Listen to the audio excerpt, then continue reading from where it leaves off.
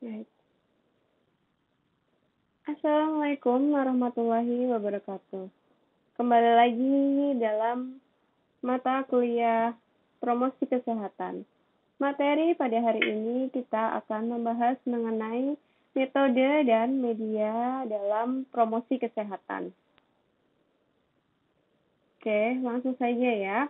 Seperti yang sudah pernah kita bahas di materi pertama ya, bahwa promosi kesehatan itu merupakan proses untuk meningkatkan dan juga memelihara kesehatan masyarakat. Nah, dengan memberikan informasi kesehatan atau promosi kesehatan, maka akan memicu kesadaran atau awareness masyarakat terhadap kesehatan masyarakat, kesehatan mereka dan juga kesehatan lingkungannya.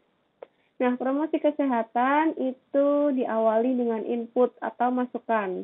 Jadi masalah apa yang ada di masyarakat tersebut, hal apa yang diperlukan oleh masyarakat di suatu wilayah. Setelah kita tahu, kita dapat menentukan promosi apa, promosi kesehatan apa, atau penyuluhan kesehatan apa yang diperlukan untuk masyarakat di wilayah tersebut.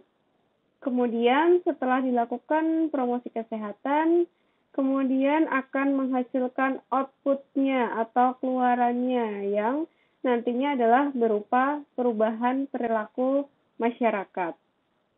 Nah, untuk keberhasilan dalam suatu promosi kesehatan itu dipengaruhi oleh beberapa faktor. Yang pertama itu adalah faktor metode. Metodenya itu apakah menggunakan ceramah, ataukah leaflet, ataukah flyer, dan lain sebagainya. Nanti kita akan bahas satu persatu lebih lanjut ya di slide berikutnya. Kemudian yang kedua adalah faktor materi atau pesannya. Apakah materi atau pesannya itu sudah sesuai atau belum, kemudian terperinci atau tidak, kemudian dapat dipercaya atau tidak untuk referensi-referensi yang digunakan dalam pembuatan materi tersebut. Nah, itu juga akan mempengaruhi dalam keberhasilan pada suatu promosi kesehatan. Kemudian pendidikan atau petugas yang melakukan atau menyampaikan promosi kesehatan tersebut itu sikapnya bagaimana? Apakah ramah, ataukah jutek, kemudian jelas atau tidak dalam menyampaikan materinya. Kemudian juga alat-alat bantu yang digunakan atau media yang digunakan dalam penyampaian materi promosi kesehatan itu juga akan mempengaruhi dalam keberhasilan suatu promosi kesehatan. Untuk jenis dalam metode promosi kesehatan itu secara umum itu dibagi menjadi 3 ya. Yang pertama adalah metode individu, kemudian yang kedua metode kelompok, dan yang ketiga adalah metode massa atau publik. Yang pertama, metode individu itu meliputi wawancara atau interview, atau bisa juga dalam bentuk bimbingan atau penyuluhan. Kemudian yang kedua adalah metode kelompok. Untuk metode kelompok itu seperti kelompok besar. Untuk kelompok besar itu jumlah audiens atau jumlah pendengarnya itu adalah lebih dari 15 orang. Itu merupakan termasuk dalam kelompok besar. Misalkan seperti ceramah dan juga seminar, atau sekarang yang sedang hits ya di masa pandemi ini karena tidak boleh berkelompok, tidak boleh melakukan suatu pertemuan sehingga dilakukan webinar atau seminar. Kemudian untuk kelompok kecil itu berupa diskusi kelompok, brainstorming, snowball, buzz group, role play, kemudian simulation game itu juga bisa dilakukan apabila untuk audiensnya, untuk pendengarnya itu kurang dari 15 orang. Jadi untuk kelompok besar itu apabila lebih dari 15 orang, untuk kelompok kecil adalah yang kurang dari 15 orang. Kemudian yang ketiga adalah metode massa atau publik. Itu bisa dengan ceramah umum, Bisa dengan pidato-pidato atau diskusi melalui media, misalkan seperti media TV, televisi, atau radio. Kemudian bisa juga berupa tulisan-tulisan yang ada di majalah atau koran, sehingga dapat dibaca oleh khalayak umum. Kemudian bisa juga berupa billboard yang ada di pinggir-pinggir jalan ya. Nah, nanti kita akan bahas satu persatu. Untuk yang pertama, tadi adalah metode individu. Metode individu ini adalah metode pendidikan atau penyuluhan yang sifatnya itu individual ya, yang digunakan untuk membina perilaku baru atau untuk membina seseorang yang mulai tertarik kepada suatu perubahan perilaku atau inovasi-inovasi tertentu. Nah, untuk bentuk pendekatannya itu ada yang pertama adalah bimbingan dan penyuluhan. Kalau bimbingan dan penyuluhan itu adanya kontak ya antara klien dan petugas sehingga menjadi lebih intensif ya, lebih efektif juga karena bimbingan dan penyuluhan ini adalah face to face ya atau saling tatap muka. Kemudian yang kedua bentuk pendekatannya adalah wawancara atau interview. Nah, wawancara atau interview ini adalah bagian dari bimbingan dan penyuluhan dengan menggali informasi mengapa ia atau individu tersebut itu tidak atau belum menerima perubahan-perubahan dalam dirinya, kemudian tertarik atau tidak dengan perubahan-perubahan yang diharapkan, kemudian perilaku yang sudah atau yang akan diadopsi itu mempunyai dasar pengertian dan mempunyai dasar yang kuat.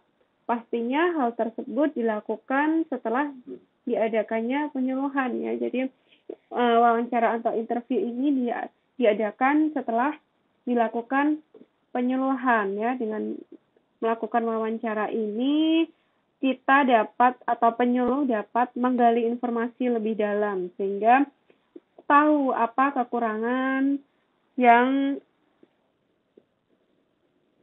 ditimbulkan atau kekurangan yang sudah dilakukan dalam pendidikan kesehatan atau penyuluhan kesehatan yang sudah diberikan kepada masyarakat atau individu tersebut. Kemudian untuk metode yang kedua adalah metode kelompok. Untuk metode kelompok itu yang pertama adalah ceramah. Untuk ceramah itu persiapannya pembicara atau pemberi ceramah itu harus menguasai materi yang akan dia berikan dalam ceramah tersebut. Kemudian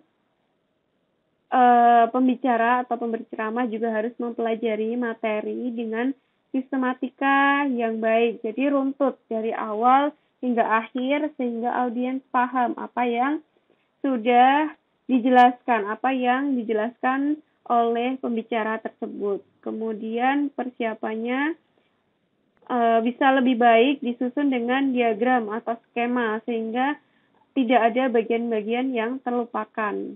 Kemudian mempersiapkan alat bantu pengajaran atau alat bantu dalam memberikan ceramah ya, misalkan seperti makalah singkat atau slide PPT, kemudian transparan ya. Kalau transparan ini sekarang mestinya sudah tidak digunakan lagi karena transparan itu digunakan dengan menggunakan OHP ya, yang dulu biasa kita gunakan untuk alat bantu presentasi sebelum adanya proyektor. Kemudian contoh lain adalah sound system, yaitu untuk memperkeras suara dari pemberi ceramah sehingga audiens itu bisa mendengar walaupun jumlahnya itu besar. Jadi yang depan ataupun hingga ke belakang itu mereka mendengar dari dari suara pemateri. Kemudian pelaksanaannya, untuk pelaksanaan ceramah Jadi kunci keberhasilan dalam pemberi ceramah atau keberhasilan penceramah tersebut itu apabila penceramah itu menguasai sasaran atau menguasai audiens yang dia berikan ceramah tersebut. Kemudian sikap dan juga penampilan dari penceramah itu yang meyakinkan, harus rapi, kemudian tidak boleh bersikap ragu-ragu, tidak boleh terlihat gelisah atau cemas sehingga tidak meyakinkan audiens. Kemudian suara, untuk suaranya juga harus cukup keras dan juga jelas sehingga tidak mispersepsi, tidak salah persepsi ya pendengar dalam menerima informasi atau menerima pengetahuan dari penceramah tersebut. Kemudian pandangan penceramah itu harus tertuju ke seluruh audiens, tidak terfokus dalam satu tujuan saja. Misalkan hanya melihat atau tertuju pandangannya itu hanya tertuju pada satu sudut tertentu saja sehingga audiens yang lain tidak dipandang. Jadi pandangannya itu harus tertuju ke seluruh audiens, harus menyeluruh. Kemudian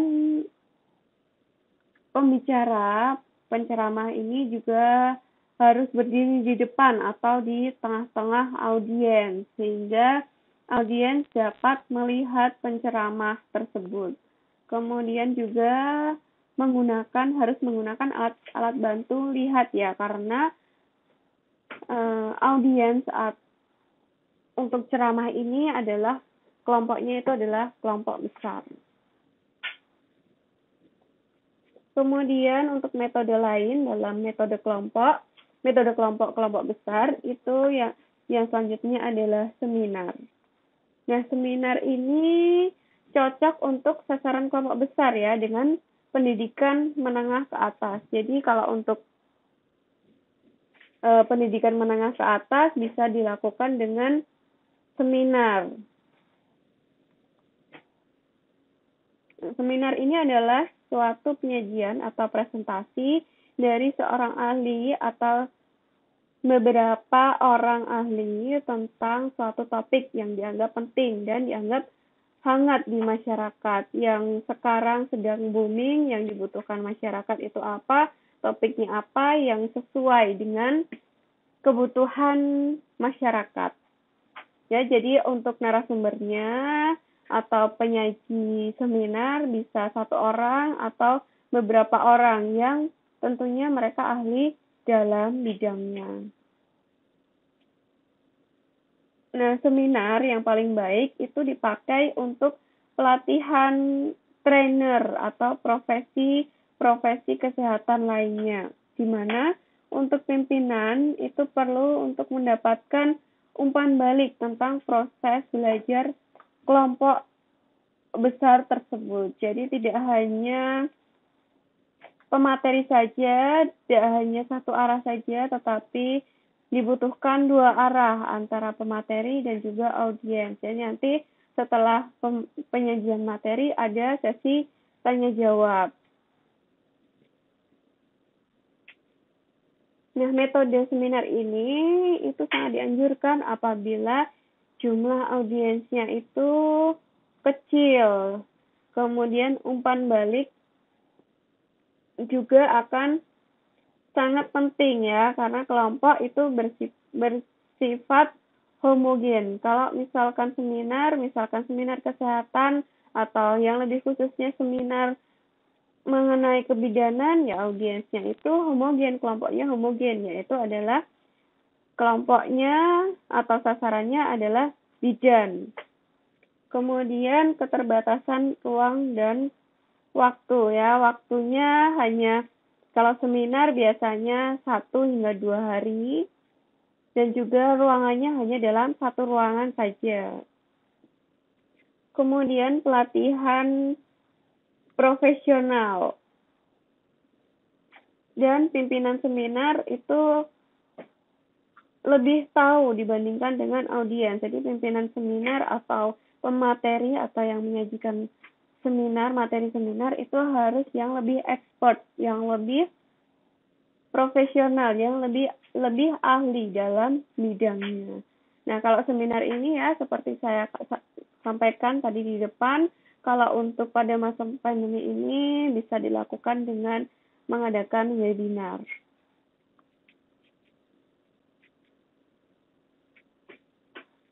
Kemudian untuk metode kelompok kecil lainnya itu adalah diskusi kelompok. Dalam diskusi kelompok, semua anggota kelompok dapat bebas dalam berpartisipasi dalam diskusi.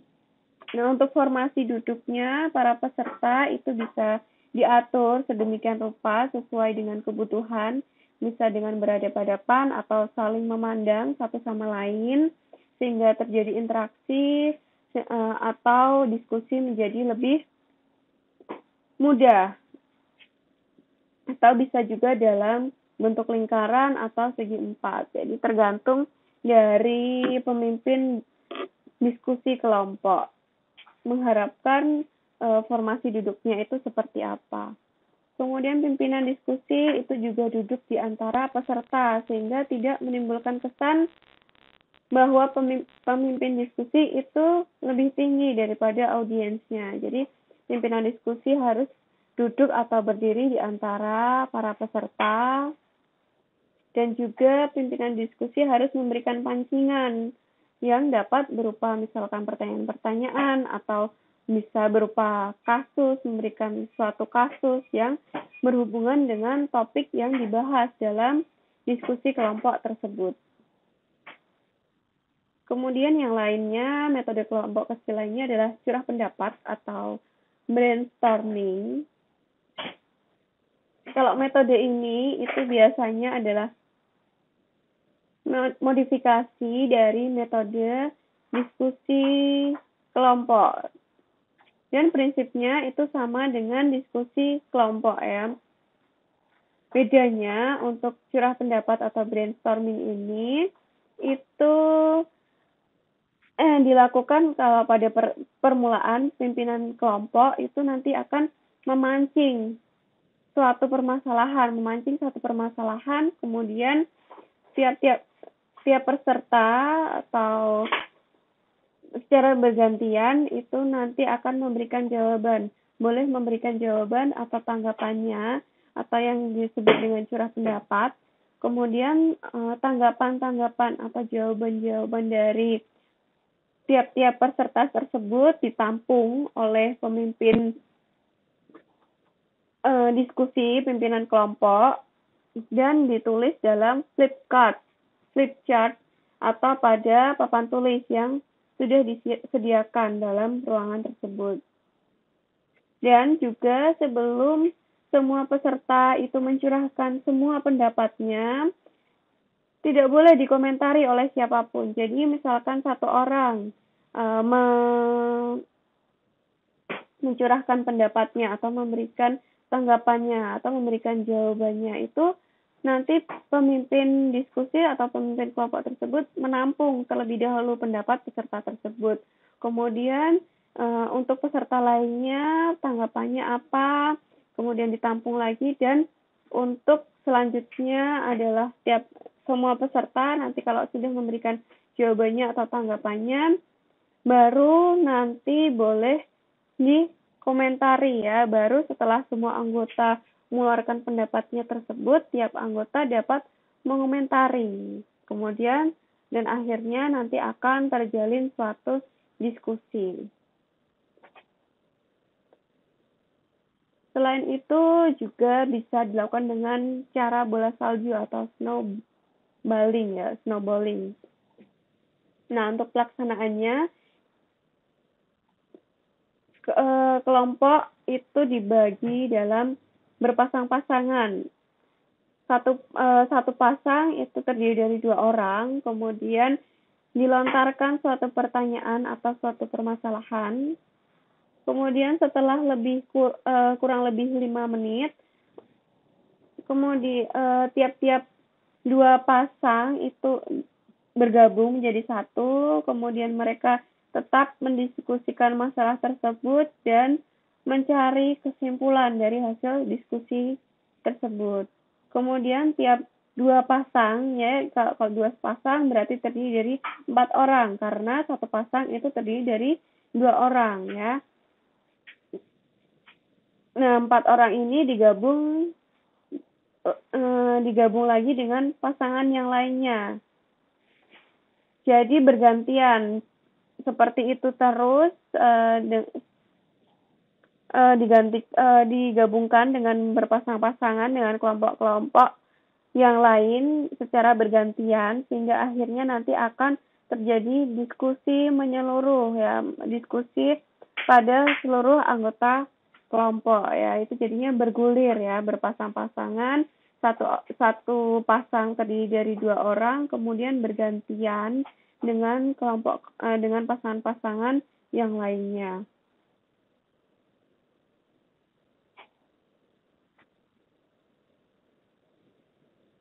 Nah, kelompok kecil lainnya adalah bus discussion. Kalau untuk bus group atau kelompok kecil ini, kelompok dibagi menjadi kelompok-kelompok kecil atau dinamakan dengan bus group. Kemudian diberikan suatu permasalahan yang sama, atau bisa juga diberikan permasalahan-permasalahan yang tidak sama dengan kelompok lainnya, tergantung dengan pemimpin kelompok. Kemudian masing-masing kelompok mendiskusikan masalah-masalah yang sudah diberikan oleh pemimpin kelompok tersebut. Selanjutnya, hasil dari tiap-tiap kelompok tersebut didiskusikan kembali untuk menyimpulkan atau mencari kesimpulan dari hasil-hasil diskusi tiap kelompok tersebut. Dan yang lainnya adalah metode role play atau memainkan peran. Jadi, role play atau memainkan peran ini adalah memainkan suatu pengalaman dalam bentuk meniru perilaku. Untuk pelaksanaannya, jadi beberapa anggota kelompok itu ditunjuk sebagai pemegang peran tertentu untuk memainkan peranan tersebut. Misalkan sebagai dokter puskesmas, atau sebagai perawat atau bidan dan lain sebagainya. Sedangkan untuk anggota yang lainnya itu sebagai pasien atau sebagai anggota masyarakat. Kemudian mereka memperagakan misalkan bagaimana interaksi atau cara dalam berkomunikasi sehari-hari dalam melaksanakan tugas, misalkan dalam tugas pemberian penyuluhan kelompok, penyuluhan kesehatan pada lansia yang menderita hipertensi misalkan, atau pada pasien yang menderita diabetes mellitus. Sehingga di sini mereka memainkan peran sebagai dokter dan juga sebagai yang lainnya sebagai pasien. Seperti itu. Kemudian selanjutnya adalah permainan simulasi atau simulation game. Simulation game ini adalah metode gabungan, ya, antara role play dan juga dengan diskusi kelompok. Jadi pesan-pesan kesehatan itu disajikan dalam beberapa bentuk permainan, ya, misalkan seperti permainan monopoli. Simulasi ini yang paling sesuai, ya, untuk meningkatkan motivasi dan juga untuk mempengaruhi sikap kelompok dengan kemampuan-kemampuan yang beraneka ragam. Dan di dalam simulasi, ketua kelompok itu harus siap dan juga harus tahu maksud dari proses permainan simulasi atau simulation game ini, serta siap dengan semua pertanyaan-pertanyaan dan situasi selama berlangsungnya simulation game ini. Untuk cara memainkannya itu seperti bermain monopoli, ya, dengan menggunakan dadu atau gaco atau petunjuk arah. Jadi beberapa orang itu menjadi pemain dan sebagian lagi berperan sebagai narasumbernya. Dan metode yang terakhir adalah metode pendidikan massa. metode pendidikan massa ini, yang pertama adalah bentuknya berbentuk dalam bentuk ceramah umum. Ceramah umum ini sasarannya adalah yang berpendidikan tinggi maupun rendah ya. Jadi secara umum sasarannya bisa berpendidikan tinggi, sedang, atau rendah. Biasanya itu sering digunakan ya pada hari-hari kesehatan nasional atau biasanya juga bisa digunakan untuk pejabat-pejabat atau misalkan menteri-menteri atau presiden ya biasanya menggunakan ceramah umum ini. Nah, kelebihannya yang pertama adalah dapat dipakai pada sasaran orang dewasa. Kemudian dapat dipakai pada kelompok yang lebih besar. Dan juga tidak terlalu banyak melibatkan alat bantu pengajaran atau alat bantu peraga atau alat bantu dalam memberikan ceramah umum ya, paling hanya menggunakan mic atau sound system untuk pengeras suara. Kemudian dapat menyampaikan pesan atau informasi dengan baik. Itu adalah kelebihannya. Untuk kekurangannya, pembicara yang pasti harus menguasai dari topik apa yang dia sampaikan, topik apa yang dia bicarakan. Itu harus benar-benar menguasai. Kemudian peserta atau audiens itu menjadi pasif karena tidak ada timbal balik ya antara pembicara atau pemberi ceramah dengan audiens ya, jadi hanya satu arah. Selain itu juga kurang menarik ya karena audiens itu hanya mendengarkan saja. Tidak terjadi interaksi antara pemberi ceramah dengan audiens. Kemudian daya ingat juga menjadi terbatas dan mudah menjadi verbalisme atau pengertian kata-kata. Kemudian untuk selanjutnya, bentuk yang selanjutnya untuk metode kelompok massa itu yang kedua adalah melalui siaran berprogram. Penyampaian informasi secara terprogram melalui siaran radio dan juga ataupun siaran televisi yang tujuannya itu untuk merubah sikap, merubah pengetahuan dan juga tindakan masyarakat. Ya, kalau untuk tujuan ini bisa dilakukan dengan melalui siaran yang berprogram. Untuk kelebihannya dari siaran berprogram ini, itu dapat mencakup sasaran yang lebih luas.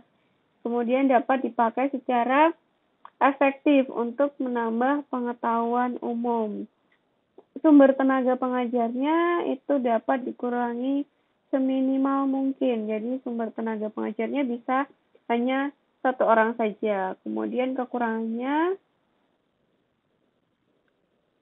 yang pertama, pesawat penerima siaran itu belum merata dimiliki oleh sasaran. Jadi kalau misalkan audiens atau penerima siaran atau masyarakat yang belum mempunyai televisi atau radio, itu mereka tidak bisa mendengarkan, tidak bisa menerima informasi tersebut.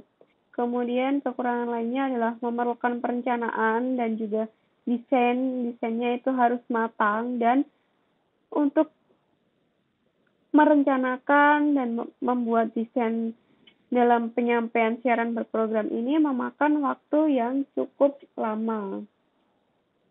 Dan selain itu juga dalam memberikan siaran berprogram itu harus memerlukan penyiar yang telah mahir di bidang siaran.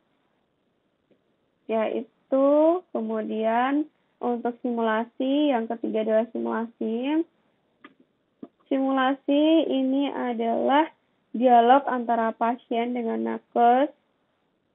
Jadi kita memperagakan sembari berdialog dengan pasien, atau misalkan sebelum kita akan melakukan, contohnya itu seperti sebelum kita melakukan pelatihan kegawat daruratan atau gadar, kita perlu dilakukan simulasi terlebih dahulu. atau sebelum kita praktek pemasangan infus, kita perlu simulasi terlebih dahulu ke Pantom, atau misalkan kita akan melakukan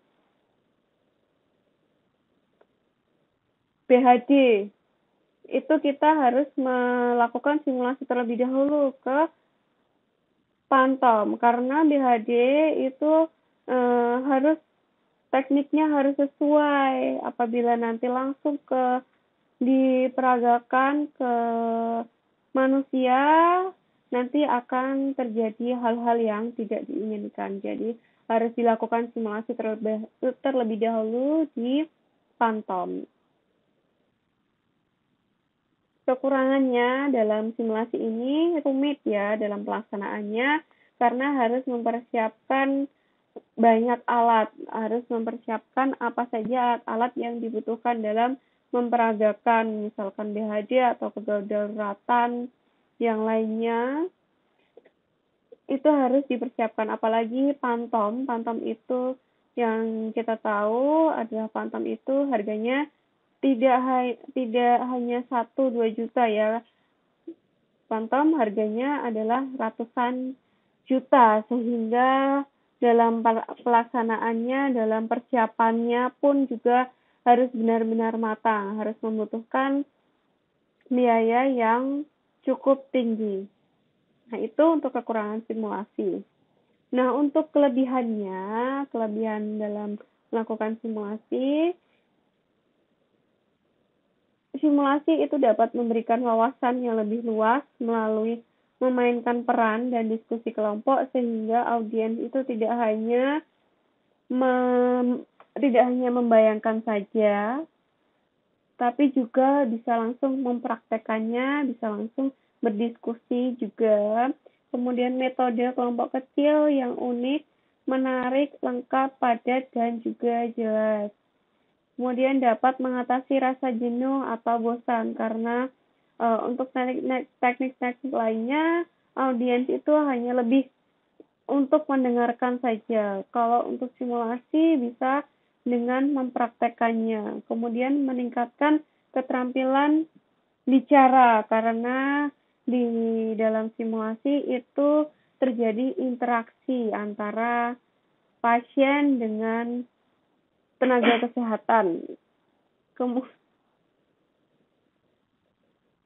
Kemudian juga dapat memberikan kesenangan yang bermanfaat dengan melakukan simulasi, dan juga dapat membangkitkan rasa percaya diri dan juga keberanian setiap individu dalam memperagakan atau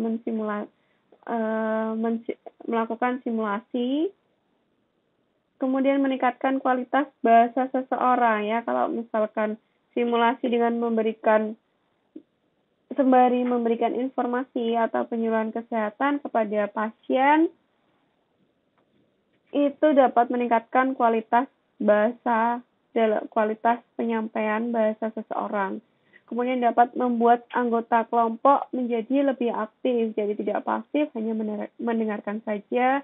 Kemudian menjadi obat mujarab dalam mengatasi rasa takut, karena mau tidak mau mereka harus, peserta simulasi itu harus mempraktekannya,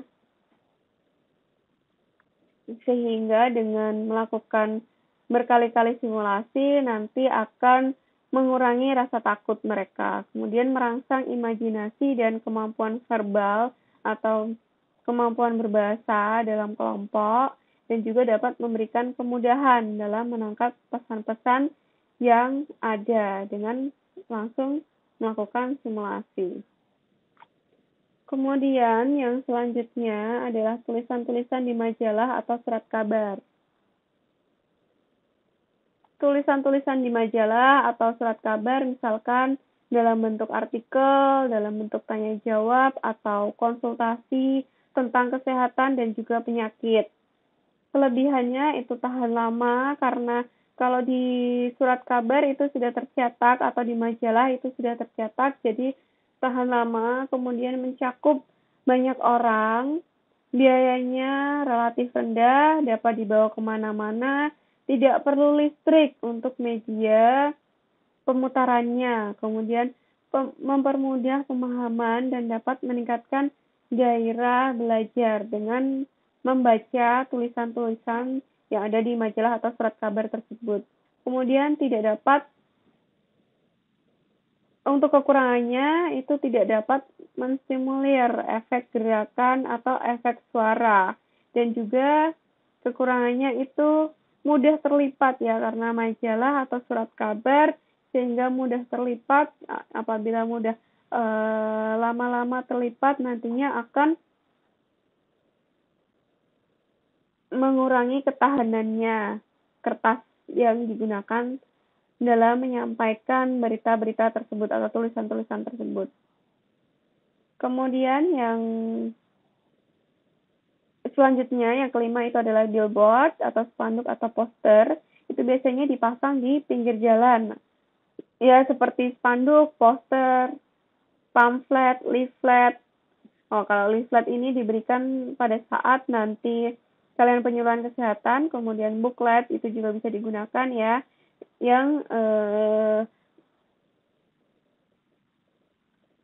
media-media tersebut itu merupakan bentuk dari promosi kesehatan massa. Misalkan contoh billboard seperti ayo ber-KB atau ayo ke posyandu dan lain sebagainya.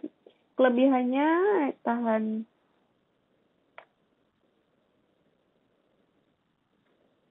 tahan lama, jangkauannya mencakup banyak orang, biayanya juga tidak terlalu tinggi dan tidak perlu menggunakan listrik, dan dapat mengungkit rasa keindahan ya, karena biasanya kalau di spanduk, billboard, poster itu ada gambar-gambarnya yang disertakan untuk menarik perhatian. Kemudian mempermudah pemahaman mengenai masalah-masalah kesehatan yang diinformasikan. Untuk kekurangannya, media ini tidak dapat menstimulir efek suara dan efek gerak ya, seperti tadi yang ada di majalah atau surat kabar juga tidak memiliki efek suara dan efek gerak. Kemudian juga mudah terlipat, kecuali kalau billboard ya. Kalau billboard itu kan dari papan, tidak bisa terlipat. Kemudian tidak dapat menjangkau semua orang, khususnya bagi masyarakat yang buta huruf ya. Untuk buta huruf tidak bisa membaca apa isi dari billboard tersebut, apa isi dari spanduk tersebut. Nah, ini adalah contohnya dari billboard atau spanduk atau poster. Ya, di situ ada sayangi keluarga, lindungi dari malaria, A, B, C, alirkan genangan air, bisa sembuh, kemudian cegah gigitan nyamuk. Nah, itu contohnya dari billboard ya, atau bisa juga ayo kita dukung gerakan masyarakat atau germas ya, di situ disertakan dengan gambar-gambarnya. Kemudian ada juga pemudik atau pendatang wajib isolasi mandiri 14 hari. Ya, di masa Covid ini pasti banyak billboard atau spanduk-spanduk di jalan untuk hal tersebut ya, selama COVID-19 ini. Kemudian misalnya orang bijak buang sampah sesuai tempatnya. Nah, itu adalah contoh-contohnya. Kemudian yang terakhir itu yang keenam ya, yang keenam adalah pidato atau diskusi melalui media elektronik. Kekurangannya biaya lebih tinggi karena melalui media elektronik. Kemudian sedikit rumit, perlu listrik dan perlu alat-alat canggih untuk memproduksinya. Media pidato atau diskusi melalui media elektronik ini adalah suatu bentuk pendidikan kesehatan massa untuk menyampaikan pesan-pesan kesehatan yang dikemas dalam suatu acara dengan dipandu oleh penyiar atau oleh presenter yang telah mahir di bidang kesehatan ya. Kalau itu adalah pidato atau diskusi tentang kesehatan. Nah, untuk kelebihannya adalah jangkauan relatif lebih besar ya.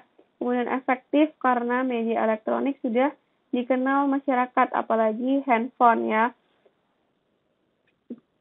Sepertinya tidak ada masyarakat yang tidak mempunyai handphone ya, kecuali orang-orang yang benar-benar tidak mampu. Kemudian mengikut sertakan semua panca indera.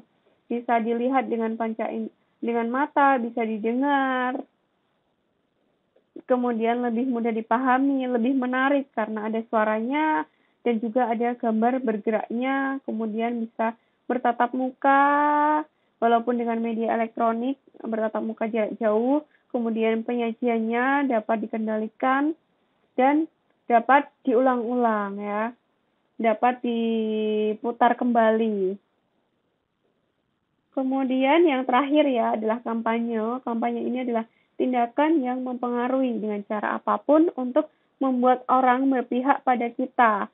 Sasaran dari kampanye ini tidak memihak apakah dari masyarakat menengah ataukah masyarakat menengah ke bawah ataukah menengah ke atas. Jadi kampanye untuk semua khalayak. Kelebihannya dapat menjangkau banyak orang dari semua kalangan.